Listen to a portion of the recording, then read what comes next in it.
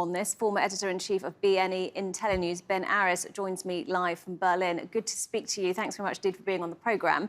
So the EU is calling for sanctions against certain individuals in Belarus. How do you think that will be received by ordinary Belarusians?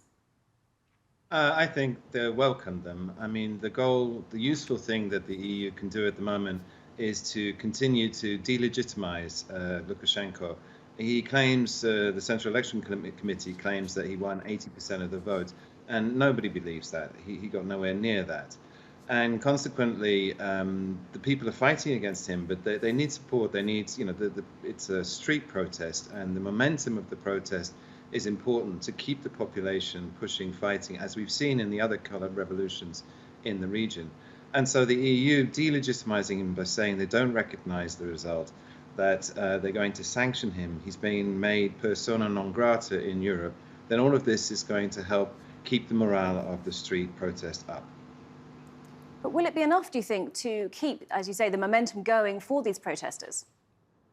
Well, as your correspondent said, I mean, we've actually reached something of a stalemate in the last 24, 48 hours. That there was these battles over the first 3 days against the police that got extremely violent, very unpleasant. But then the state backed off, and there's been a sense of euphoria. But from today, again, the police are coming out. They've been guarding the government buildings.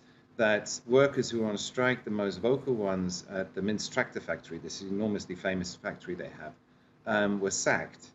And the Lukashenko has also regained control of the state TV, the broadcaster, and now it's pumping out propaganda which is sullying Tikhanovskaya's name and saying we're going to end up in a war and that there's NATO troops at the border. And Lukashenko is trying to regroup, regather his momentum.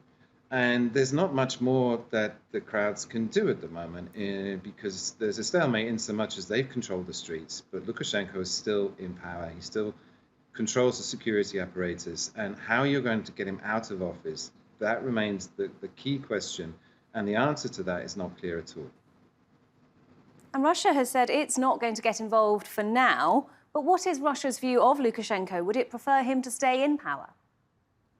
The received wisdom is that the best option is a severely weakened and illegitimized Lukashenko who remains in office. The US, were just about to reopen their embassy, which has been closed for 10 years. And the EU has been they've dropped some of the sanctions against Lukashenko previously, and they were starting to improve relationships. And now he's shorn of all of that goodwill. He's on his own, and the only place he can go is to Russia.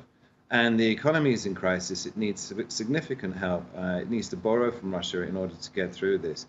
And at the same time, Putin's been pushing for this union state. It's a sort of Eurozone of the East, and there would be common currency and no borders like we have in the EU. And with a weakened Lukashenko, those negotiations with what he's going to have to give up become a lot easier because he's now totally reliant not just on the security forces at home to stay in office, but also Russia's largesse in order to keep his whole economy functioning. OK, Ben Aris from BNE and IntelliNews, many thanks indeed for joining us. My pleasure.